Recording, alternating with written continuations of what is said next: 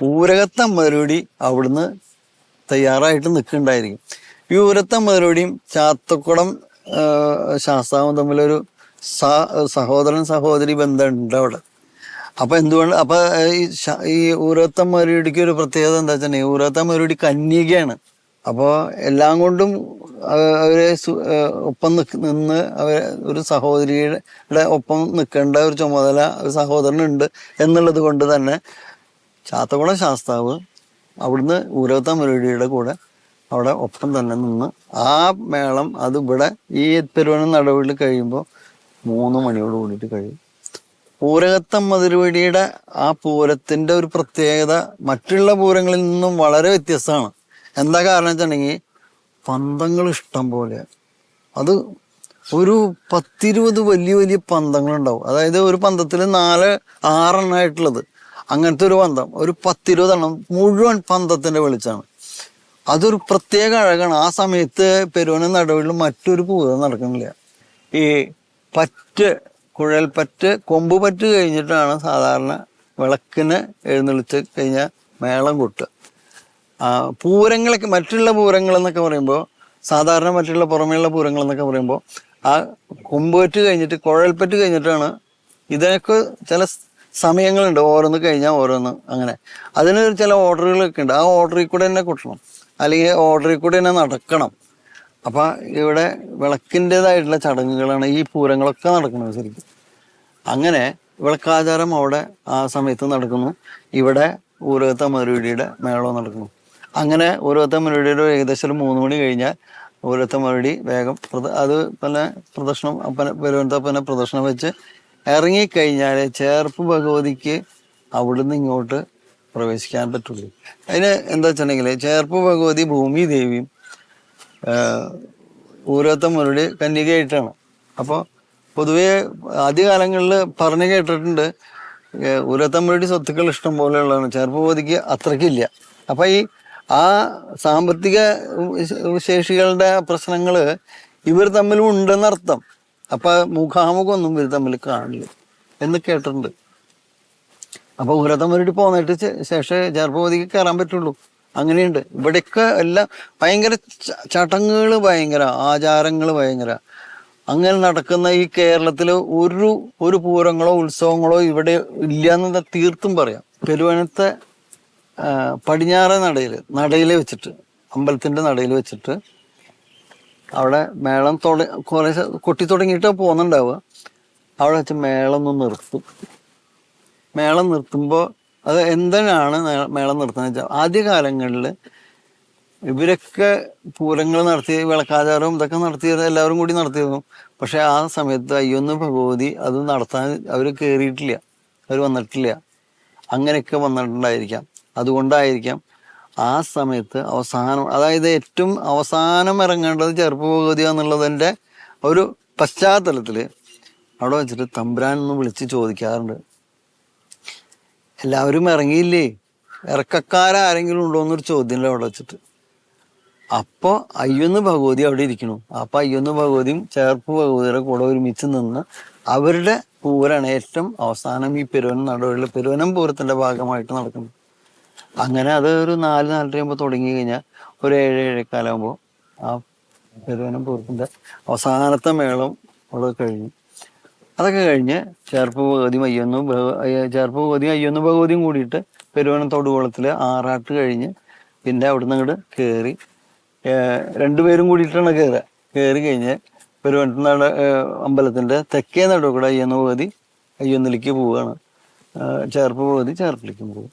അങ്ങനെയാണ് ആ പെരുവനം പൂരത്തിന്റെ ആ ദിവസം അങ്ങനെ നടക്കുന്നത്. ഈ മകത്തിന്റെ എന്നുള്ള മറ്റൊരു പ്രത്യേകത എന്ന് വെച്ചിട്ടുണ്ടെങ്കിൽ ആറാട്ടുപുഴ തറയ്ക്കപ്പൂരം എന്ന് പറഞ്ഞിട്ട് ഒരു പൂരം നടക്കുന്നുണ്ട്. ഗംഭീര തിരക്ക് അപ്പോൾ ഈ തറയ്ക്കപ്പൂരത്തിന്റെ മേളൊക്കെ കേമാണ്.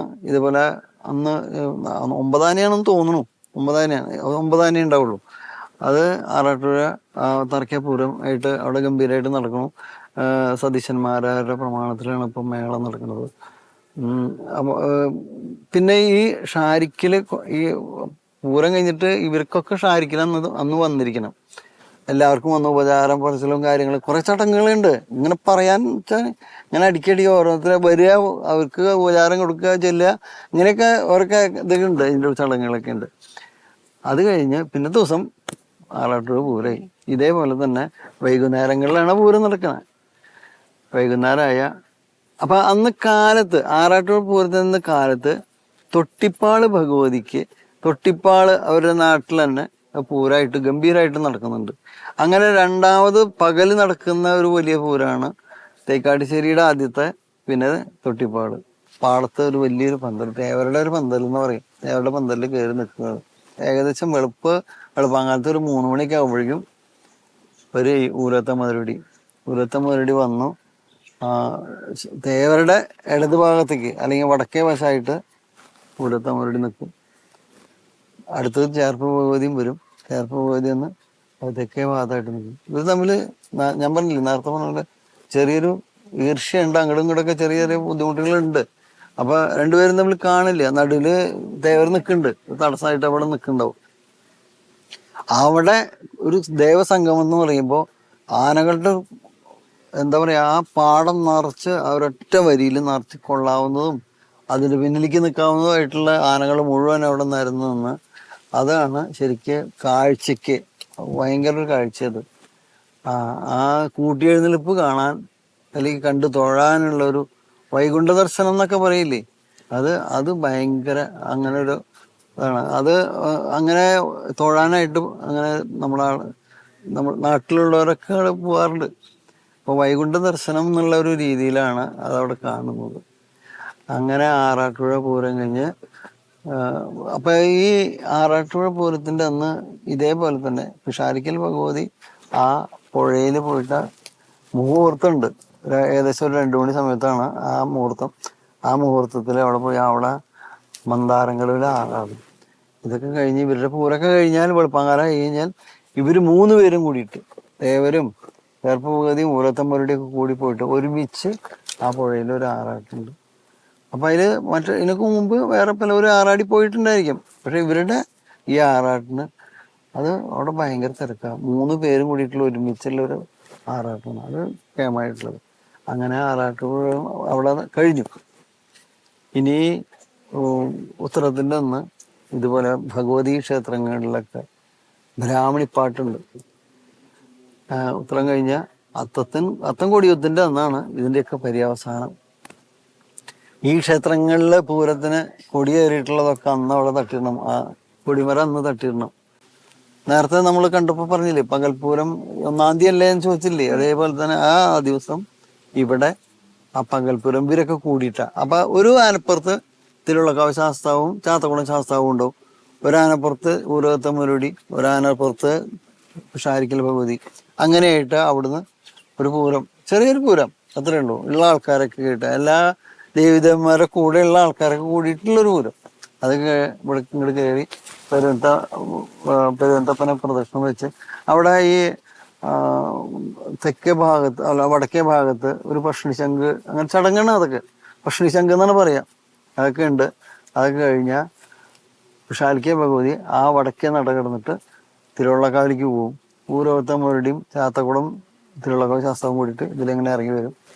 ഇറങ്ങിക്കഴിഞ്ഞാൽ തിരുവള്ളക്കാവും ചാത്തക്കുളവും കൂടി ശാസ്താവും കൂടിയിട്ട് അങ്ങനെ നേരെ തിരുവള്ളക്കാവിലേക്ക്